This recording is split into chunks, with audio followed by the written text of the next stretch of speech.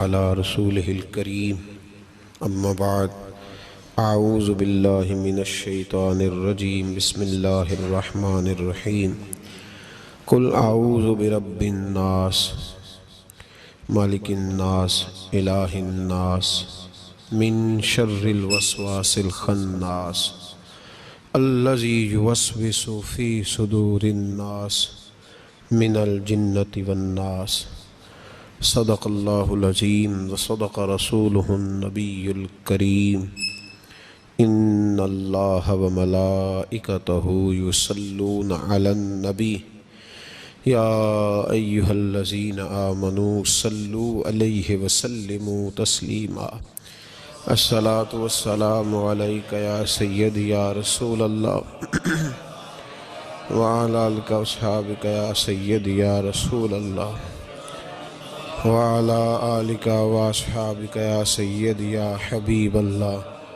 الصلاة والسلام عليك يا سيدي يا نبي الله وعلى آلك وأصحابك يا سيدي يا نور الله اللهم صل على سيدنا ومولانا محمد معدن الجود والكرم وآلہ وصحبہ وبارک وسلم۔ حمد و صلاۃ کے بعد قرآن پاک میں اللہ کریم نے فرمایا ہے قل اعوذ برب الناس، فرمایا ہے اے محبوب آپ کہہ دیجئے کہ میں پناہ مانگتا ہوں انسانوں کے رب کی۔ مالک الناس وہ انسانوں کا بادشاہ ہے، الہ الناس اور جو انسانوں کا معبود ہے، من شر الوسواس الخناس میں اس کے شر سے پناہ مانگتا ہوں جو دل میں وسوسہ ڈالتا ہے اور پھر چھپ جاتا ہے۔ اس کی پناہ مانگتا ہوں جو وسوسہ ڈالتا ہے اور پھر انداز دیکھیے قرآن پاک کا، وسوسہ ڈالتا ہے خود غائب ہو جاتا ہے، چھپ جاتا ہے۔ الذی یوسوس فی صدور الناس، اور وہ جو لوگوں کے دلوں میں وسوسے ڈالتا ہے۔ وسوسہ آنکھ میں نہیں ڈالتا، وسوسہ کان میں نہیں ڈالتا۔ الذی یوسوس فی صدور الناس، سینے کے اندر جو دل ہے نا، اس دل میں وسوسے ڈالتا ہے۔ تو کون ڈالتا ہے؟ فرمایا من الجنۃ والناس، وہ جنوں میں سے بھی ہیں اور انسانوں میں بھی ہیں، دونوں میں سے ہیں۔ اس کی پناہ مانگو جو وسوسہ اندوزی کرتا ہے، جو تمہارے ذہن کے دریچوں کو میلا اور کچیلا کرتا ہے، جو تمہارے سینے کو اور تمہاری روح کو بدمزہ کرتا ہے، اس سے پناہ مانگو۔ وسوسوں کا دور ہے، وسوسوں کے دور میں عمل تو دور رہ گیا، لوگوں کا عقیدہ بچنا مشکل ہو گیا۔ وسوسہ ہی وسوسہ ہے، ہر بات پہ وسوسہ، ہر ایک کے بارے میں بری سوچ، ہر شخص کے بارے میں نظریات کے اندر کمزوری، شکوک و شبہات کا زمانہ۔ فرمایا پناہ مانگو، اللہ سے پناہ مانگو ان وسوسوں سے، اس کی پناہ چاہو۔ میرے دوستو، شکوک و شبہات اتنے زیادہ ہوتے چلے جا رہے ہیں۔ آدمی شک سے باہر نکلے گا تو عبادت کرے گا، شک سے باہر نکلے گا تو در مصطفیٰ علیہ السلام کی غلامی کرے گا، وہ شک سے باہر نکلے گا تو کسی اللہ کے ولی سے اس کی نسبت مضبوط ہوگی۔ اور اگر شک ہی شک ہو، شک ہی شک ہو، سینہ شک سے بھرا ہوا ہو، وسوسہ ہی وسوسہ، لوگوں کے دلوں کے اندر اس قدر برے خیالات جنم لینے لگے ہیں کہ اب لوگوں کا سارا ماحول روحانی، علمی، فکری وہ تباہ ہوتا نظر آ رہا ہے۔ اہل اللہ کو شک نہیں گزرتا تھا۔ لوگ کہتے ہیں کہ اللہ کے ولی کے پاس سب سے بڑی طاقت کیا ہوتی ہے؟ کچھ لوگ کہتے ہیں جو کہتا ہے وہ ہو جاتا ہے، یہ بڑی طاقت ہے۔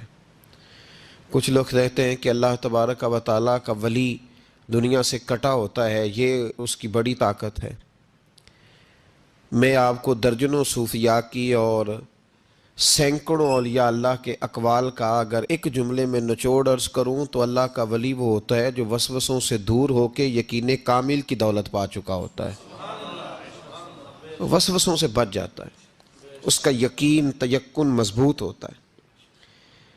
یار لوگوں کا کام نہیں وسوسہ اندوزی کرنی، لوگ وسوسہ اندوزی کرتے ہیں وہ کریں گے، لوگ شک پیدا کرتے ہیں وہ کریں گے، تو اتنے کانوں کا کچا ہے کہ تو سب کی بات سنتا ہے، ہر ایک کی بات تیرے اندر آ کر کے جنم لیتی ہے اور ہر ایک کی بات تیری روح میں گزر جاتی ہے. یہ کیسے ہو گیا؟ اتنا کمزور ہے تو کانوں کا. جو آدمی آئے گا تو اس کی بات سن لے گا تو یقین کر لے گا. لوگ کہتے ہیں جی مجھے فلاں نے کہا تھا، اور یہ سارا معاملہ ہم نے ایمان، تیقن، یقین، صحبت کے بارے میں گڑبڑ کر لیا، ورنہ اپنی دنیا کے معاملے میں تو ہم آج بھی بڑے حساس ہیں. دنیا کے معاملے میں ہمیں وسوسے کوئی نہیں آتے. ایک شخص نے آ کے آپ کے کان میں کہہ دیا کہ تیرا 40 لاکھ کا مکان اچانک 30 لاکھ کا ہو گیا، تو مان لیتے ہو؟ تو اس نے تو وسوسہ ڈالا ہے، آپ نے مانا کیوں نہیں؟ اس نے کہا وہ میں نے دیکھا ہے ایک دیوار میں سوراخ ہو گیا ہے اور پینٹ اس کا گر گیا ہے، فلاں فلاں جگہ کمزوری آ گئی ہے، تو مکان 40 لاکھ کا تھا یکدم 30 لاکھ کا ہو گیا. مان لیا آپ نے؟ آپ نے نہیں مانا. آپ نے تو اس کے ساتھ بحث بھی کی، آپ نے تو تکرار بھی کی، اس کو ڈانٹا بھی اور اس کو یہ بھی کہا کہ تو میرا دشمن ہے، تو نے میری اتنی قیمتی چیز کو اتنی نکمی کہہ دیا. اور جو تیرے کونے میں آ کے کہہ گیا کہ فلاں اللہ کا ولی، دیکھو جی اب تو کوئی اللہ کا ولی نہیں رہا، فلانا بھی دکاندار ہے، فلانا بھی، اور تو نے فٹافٹ مان لیا ہے. میرے بھائی غور کریں اور توجہ کریں بات پر. آپ سے بات کر رہا ہوں، اس کو ضرور سمجھیں. ہمارا یہ کس طرح کا ماحول ہے کہ دنیا کے معاملے میں کوئی شخص شک کا شکار نہیں. آپ چلے گئے سودا لینے، بڑی عام سی چیز آپ نے خرید لی، چلیں عین والا آم چھوڑ کے الف والا آم کریں تو آپ آم لینے چلے گئے، عام سی چیز آم لینے چلے گئے. آپ نے اس شخص کے ساتھ، اس نے کہا جی یہ تو میں 300 روپے کلو دوں گا، تو فوراً آپ نے دے دیا اس کو، کوئی وسوسہ نہیں آیا آپ کو. حالانکہ اس نے دلیل بھی دی کہ یہ یہاں کا نہیں ہے، یہ میر پور خاص سندھ سے آیا ہے، یہ فلاں جگہ سے ہے. تو آپ نے کہا نہیں بھائی یہ کیسے ہو سکتا ہے، اتنا مہنگا ہے ہی نہیں، تو کیسے بتا رہا ہے. لیکن عجیب معاملہ ہے کہ دین کے بارے میں لوگ فوراً کہتے ہیں جی مجھے بڑے بڑے خیالات آتے ہیں، بڑے بڑے خیال اس کو آتے ہیں جس کی توجہ ہٹتی ہے.